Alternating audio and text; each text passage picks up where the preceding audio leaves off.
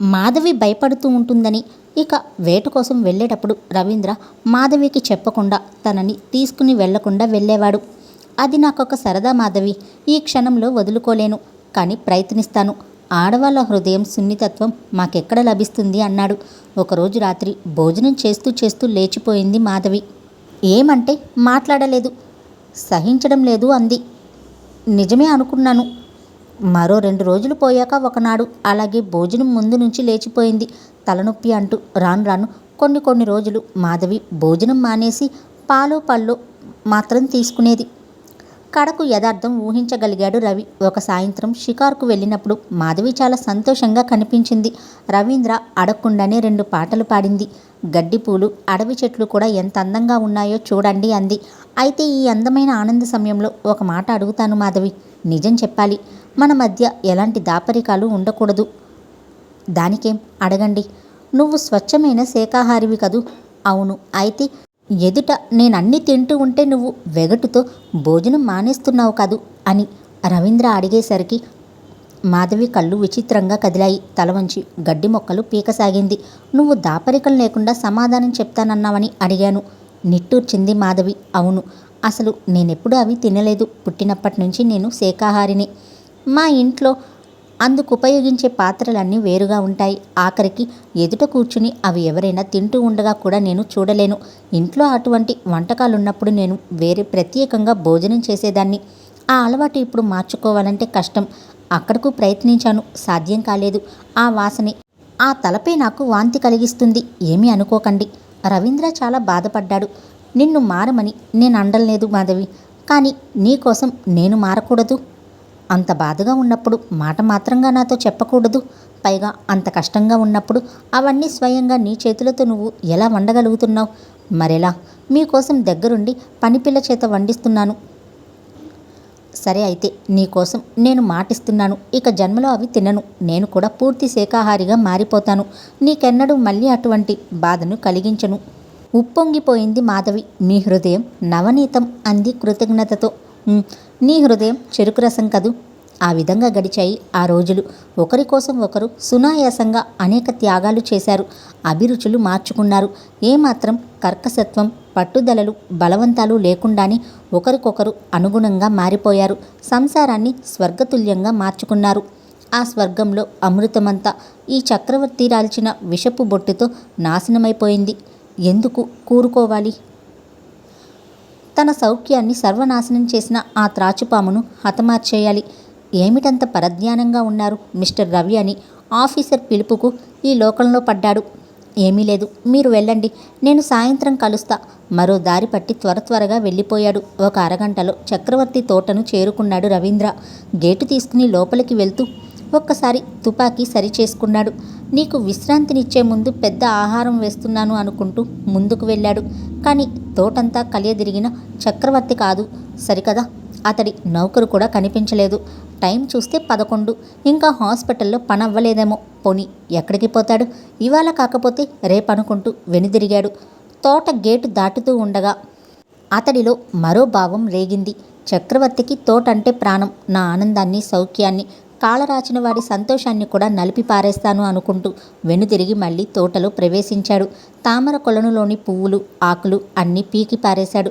కొలనులో విహరిస్తున్న 7 తెల్లటి బాతుల్ని నిర్దాక్షిణ్యంగా కాల్చిపారేశాడు.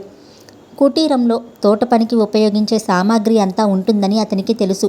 ఒక పదునైన కొడవలి తెచ్చి మల్లె, సన్నజాజి, రాధా మనోహరం, మాలతి, ద్రాక్ష తీగలను మొదలైన వాటిని నరికి పారేశాడు.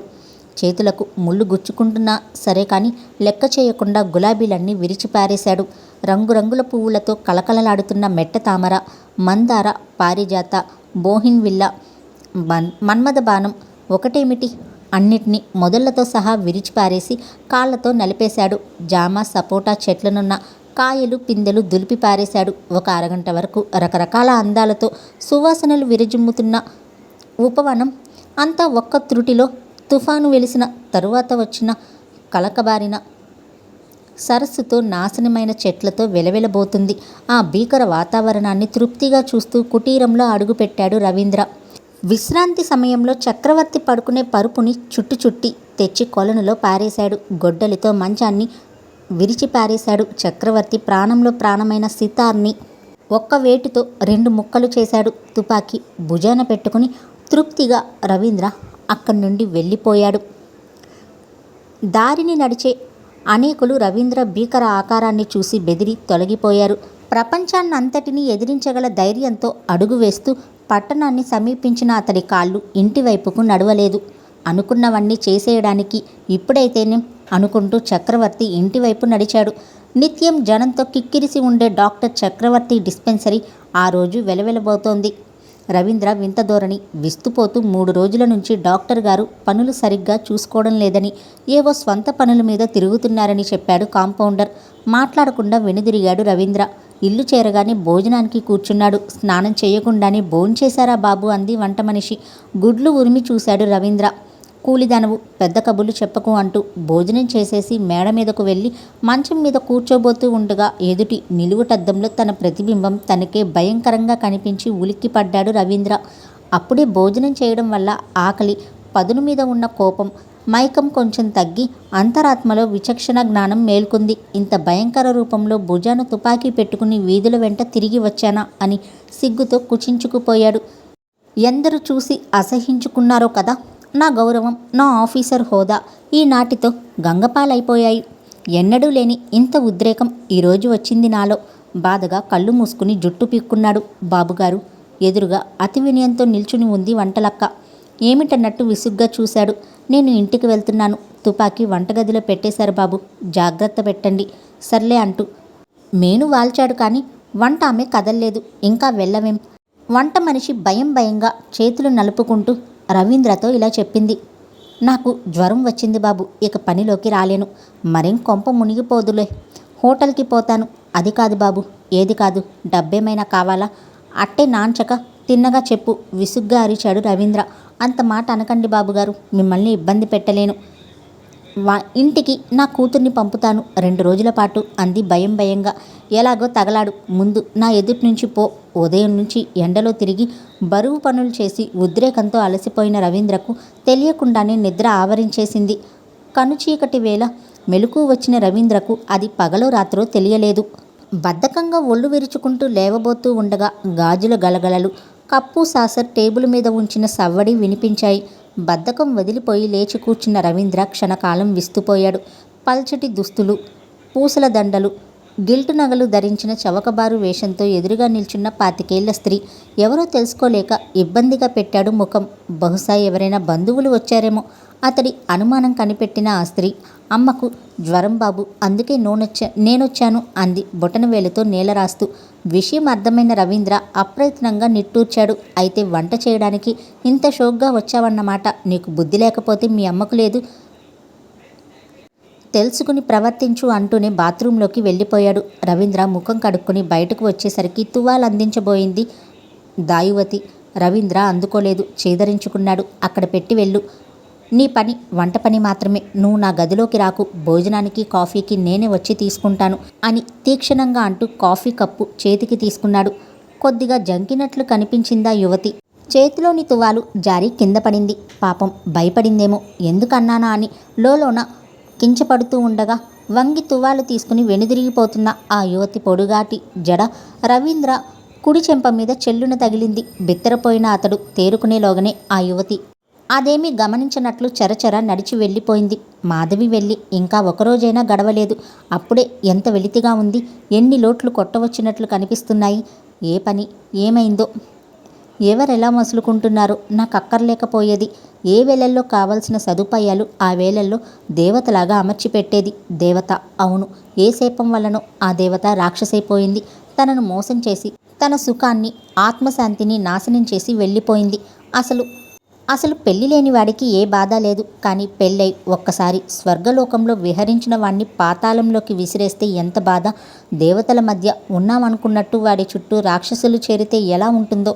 చల్లటి పన్నీటిలో జలకమాడుతున్న వాణ్ణి ఒక్కసారిగా కలపెలమంటూ కాగుతున్న నూనెలో ముంచితే ఎంత బాధగా ఉంటుందో అనుభవించిన వాడికే కానీ అర్థం కాదు. చీచి, ఎందుకు ఈ బ్రతుకు? ఏ సుఖం కోసం జీవించాలి? ఎవరి కోసం సంపాదించాలి? అవును, ఎవరి కోసమూ అక్కర్లేదు. అందుకే అక్కర్లేని బ్రతుకు ముగించే ముందు పగ తీర్చుకోవాలి. పగ తీర్చుకుని మరీ చావాలి. లేచి గబగబా దుస్తులైనా మార్చకుండా కిందకి వెళ్ళాడు.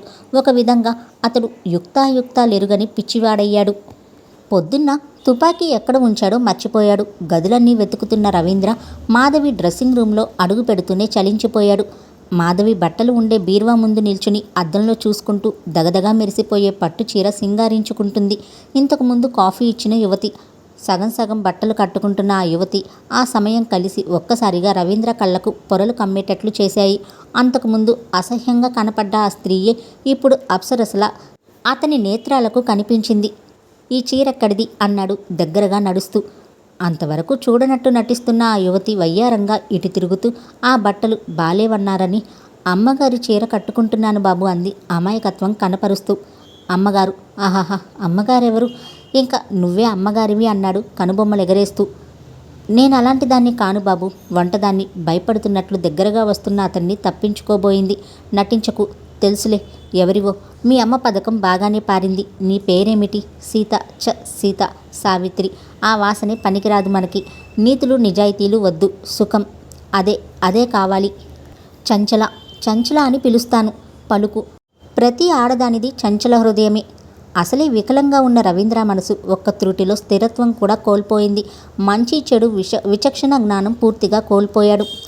పరీక్ష ముగించి వెళ్ళబోతున్న శ్రీదేవిని ఆప్ చేసింది మాధవి. కొంచెంసేపు కూర్చోండి డాక్టర్. మీ మందుల కంటే మీ మాటలే బలాన్నిస్తాయి నాకు. నవ్వుతూ కూర్చుంది శ్రీదేవి. అది నా వృత్తి ధర్మమమ్మ. నాలో ప్రత్యేకమేమీ లేదు. అయినా మీకేం కంగారు లేదు. తప్పకుండా నయమవుతుంది. చక్కటి పాపాయిని ఎత్తుకుంటారు. చక్రవర్తి గారు మీ చేత ట్రీట్మెంట్ చేయించుకోమని చెప్పడం ఎందుకో ఇప్పుడు అర్థమైంది నాకు. ఇంత చల్లగా ఆదరణగా ఎవరైనా మాట్లాడతారా? ఇంతకు చక్రవర్తి మీకు? అతడు నేను మెడిసిన్లో క్లాస్మేట్స్మి. అతడు లక్షల్లో లెక్కింపదగ్గ వ్యక్తి. మీకేమవుతారు? మాకు బంధువులు, స్నేహితులు కూడా. మా వదిన చక్రవర్తి భార్య అక్క చెల్లెళ్ళవుతారు. ఓహో, చక్రవర్తి భార్య ఎలా ఉంటారు తెలుసా మీకు? నవ్వింది మాధవి. అందంగానే ఉంటుంది. సరే, అది కాదు అంటూ ఇబ్బందిగా పెట్టింది శ్రీదేవి ముఖం. ఈసారి ఇద్దరూ నవ్వేశారు. సంస్కారం తక్కువ. అతడి స్థాయి అందుకోలేక, అర్థం చేసుకోలేక బాధపడుతూ ఉందనుకుంటాను. బంధువే అయినా నాకు ఆమెతో అంత ఎక్కువ చనువు లేదు అంది మాధవి. అతడు చాలా బాగా పాడతాడు. గొప్ప కళాహృదయం అంది శ్రీదేవి. మాధవికి చటుక్కున ఏదో గుర్తుకు వచ్చింది. సుధంటే ఎవరో మీకు తెలుసా అని అడిగింది. అతడి చెల్లెలే సుధంటే. అతడికి పంచప్రాణాలు. బాగుందా? ఎక్కడుంది? కంపించిపోయింది మాధవి. చెల్లెలు? ఎంత నీచంగా ఊహించాను తాను. అయ్యయ్యో, కట్టరాని సంబంధమే. మనసులో ఊహించిన పైకి అన్న పాపపు మాట పాపమే. అందుకే ఫలితం వెంటనే ఇలా కనపడింది. ఏమిటి ఆలోచిస్తున్నారు? సుధా ఎక్కడుందని అడిగాను నేను అంది శ్రీదేవి తిరిగి. ఏమో తెలియదు డాక్టర్. చనిపోయిందని చెప్పి ఆమె మనసుకు బాధ కలిగించలేకపోయింది. ఆమె చాలా తెలివైనదని చెప్తూ ఆమెకు దీటైన వాడు దొరుకుతాడా అని బాధపడేవాడాయన. ఆఖరికి ఎవరికిచ్చి చేశారో కానీ పెళ్ళి తెలియలేదు. ఈ మధ్య కలుసుకోలేదు. ఆ సంగతికేం కానీ మీరేమీ అనుకోరు కదా. మీరెందుకు పెళ్లి చేసుకోలేదు అంది మాధవి. శ్రీదేవి ఆశ్చర్యపోయింది ఆ ప్రశ్నకు. చదువుకున్న వాళ్ళం, అర్థం చేసుకోగల వాళ్ళం అని అడిగాను. ఒక కారణం కూడా ఉంది. మీరు పెళ్ళైతే ఇంత నిస్వార్థంగా ఆదరణతో రోగులను చూడలేరేమో అనిపిస్తుంది నాకెందుకో. ఏమో కావచ్చు. అయినా అందుకింకా అవకాశం లేదు. ఇక నేను వివాహం చేసుకోను. తగినవారు దొరక్క నవ్వింది శ్రీదేవి. తగినవారు ఎప్పుడూ దొరకరు. ఏవో కొన్ని లోపాలు వారిలోనూ ఉంటాయి, మనలోనూ ఉంటాయి. మన విద్యలకు తగినవారు అనుకుంటే మనము మన విద్యను గౌరవించగల వారిని కోరుకుంటారు స్త్రీలు, స్త్రీ హృదయాలు. అయినా అవేమీ నాకు కారణాలు కావనుకోండి. ఒక సంఘటన వల్ల నేను పెళ్లి చేసుకోకూడదని నిశ్చయించుకున్నాను. ప్రపంచంలో అంతా పెళ్లి చేసుకుంటూనే ఉన్నారు. ఎక్కడో నాలాంటి వాళ్ళు చేసుకోపోతేనేం పోనీ. విసుగు విరామం లేకుండా ఈ రోగులకు చేసే సేవలోనే నాకు సంతోషం. అసలు అలాంటి కోరికలకు, ఊహలకు తీరికే చిక్కదు. ఏమైతేనేం మీరదృష్టవంతులు. అనేక కష్టనిష్ఠూరాలుండే సంసారం కంటే నిష్కామమైన ఈ జీవితమే మంచి మార్గమేమో. నవ్వింది శ్రీదేవి. లేదు మాధవి, లేదు. చూడండి, క్రోటన్ మొక్క ఎంత అందంగా ఉన్నా ఫలపుష్పభరితమైన చెట్టు అందం వస్తుందా? కానీ భగవంతుడు వాటిని అట్లా పుట్టించాడు. ఒకదాని యోగ్యత ఒకదానికి లేదు, రాదు. అలాగే మన జీవితాలను కొన్ని ప్రత్యేక కారణాల వల్ల కొన్ని జీవితాలు మధురిమకు దూరమవుతాయి. వాటిని గూర్చి చింతించకూడదు. ప్రశంస అవసరమే, కానీ నేను మరి వెళ్తాను. మాధవి కండ్లు అప్రయత్నంగా చెమర్చాయి. చక్రవర్తి వంటి వాళ్లకు ఇటువంటి స్త్రీ లభిస్తే జీవితం నందనవనం కాదు. కానీ అలా జరగదు. ఏమిటో భగవంతుడి సృష్టిలో ఈ వైఫల్యాలేమిటో. మరోవైపు ఆఫీస్కి సెలవు పెట్టేసి రోజులు క్షణాల్లా దొర్లించేస్తున్నాడు రవీంద్ర. ఎప్పుడూ చంచల అతడి ప్రక్కనే ఉండాలి. ఆమె తల్లి కూడా వంట మానేసి ఇంటికి పెద్దరికం వహించింది. క్రమంగా మాధవి నగలన్నీ చంచల శరీరంపై ప్రకాశించడం మొదలుపెట్టాయి. సాయంత్రం 4 గంటలకు నిద్రలేచిన రవీంద్ర బద్ధకంగా కళ్ళు విప్పకుండానే చంచల అన్నాడు. సమాధానం రాలేదు. ఓ డార్లింగ్ చంచల. సమాధానంగా సన్నని గొంతు బదులుగా గంభీర పురుషకంఠం కంగున మోగింది. మిస్టర్ రవి. బద్ధకంగానే కళ్ళు విప్పాడు రవీంద్ర. ఎవరు? ఎదుట గుమ్మం నిలువున సాక్షాత్కరించిన గంభీర విగ్రహాన్ని చూడగానే కొద్దిగా తత్రపడ్డ. వెంటనే సంభాళించుకున్నాడు. పక్క మీద నుంచి లేవకుండానే ఎందుకొచ్చావు అన్నాడు. చక్రవర్తి మౌనంగానే అతన్ని సమీపించి లాక్కుని కూర్చున్నాడు. నేను మాధవిని కాను.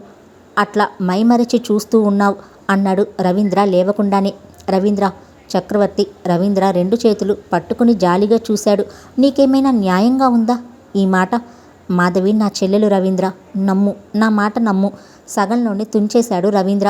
ఎవరు నీ చెల్లెలు, ఎవరు నీ ప్రియురాలు నాకెందుకు? ముందు నా ఎదుటి నుంచి పో అని చేతులు విదిలించేశాడు. నిస్సహాయంగా చూశాడు చక్రవర్తి. పరాయివాడితో మాట్లాడడానికి కూడా జంకే ఆ పతివ్రతక ఈ అపవాదు? ఆమె ఆరోగ్యం జాగ్రత్తగా కాపాడమని అప్పగించి వెళ్ళిన నీకే ఈ మాట అనడానికి నీకసలు మనసు ఎలా మనస్కరిస్తోంది? అర్ధరాత్రి చెల్లెల్ని చూడ్డానికే వచ్చావు కదా. Get out scoundrel. నాకన్నీ తెలుసు. నువ్వేమన్నా పడతాను మాధవి కోసం. కానీ ఆమెను అన్యాయం చేయకు రవీంద్ర. ఎవరో అసూయపర్రాలు రాసిన దానికి ఏదో ఆవేశపడ్డావు. సర్దుకుపోతావనుకున్నాను. నా ప్రాణప్రదమైన తోటను వల్లకాడు చేశావు. ఇంకా నీ కక్ష తీరలేదా రవీంద్ర? వికటంగా నవ్వాడు రవి. అయితే గ్రహించావన్నమాట. తోటే కాదు, నిన్ను కూడా కాల్చి చంపుదామనే వచ్చాను ఆ రోజు. కానీ నీకింకా నూకలు ఉండిపోయినాయి. అయితే ఉత్తరం సంగతి నీకు తెలుసన్నమాట. ఉత్తరం జాగ్రత్తగా నీకు అందించి నాతో తెలియదని అబద్ధమాడింది నీ సలహాయే కదూ? నీరసంగా నిట్టూర్చాడు చక్రవర్తి. విధి బలీయత అంటే ఇదే. నేనే సంగతి చెప్పినా నీ మనసు మారదు. దానివల్లే నీ అనుమానాలు ఇంకా దృఢపడుతున్నాయి. ఆ ఉత్తరం మాధవి ఇవ్వలేదు, నాకే దొరికింది. ఒకనాడు నిన్ను కలుసుకోవడానికి వస్తే. చక్రవర్తి మాట పూర్తి కానివ్వలేదు రవీంద్ర. వాదనలు అవసరం లేదు, బయటకు నడు ఇడియట్ అంటూ చక్రవర్తిని బయటకు పొమ్మన్నాడు రవీంద్ర. పొగరుగా లేచాడు రవీంద్ర. నీ తోటకు పట్టిన గతి నీకు పట్టగలదు. నేను అదే చెప్పబోతున్నాను రవీంద్ర. నా తోట నా సర్వస్వమే కాదు, నా ప్రాణాలే పణంగా ఒడ్డగలను మాధవి కోసం. కానీ నేను చెప్పేది పూర్తిగా వినను. నా ప్రాణాలు ఎందుకు నాకు? ఆ వేలేదో తొందరపడ్డాను. కానీ నీ ప్రాణాలు తీయడం దేనికి? నువ్వు చేసిన తప్పేమిటి? ఆడది కూడా పడింది, నువ్వు అంగీకరించావు. ఇప్పుడు నేను అంతే. తప్పేముంది? ఎవరి సుఖం వాళ్ళు చూసుకుంటాం. నీతి నియమాలు ఎరుగం. ఆహాహా. బిగ్గరగా నవ్వేసి చంచలను పిలుస్తూ కిందకి వెళ్ళిపోయాడు. వెనుకటి గాంభీర్యం, సంస్కారం లేకపోగా తాగినవాడు మాట్లాడినట్లున్న ఆ మోటు ధోరణి చూసి నిశ్చేష్టుడయ్యాడు చక్రవర్తి. ఇక భారంగా అక్కడి నుండి వెళ్ళిపోయాడు.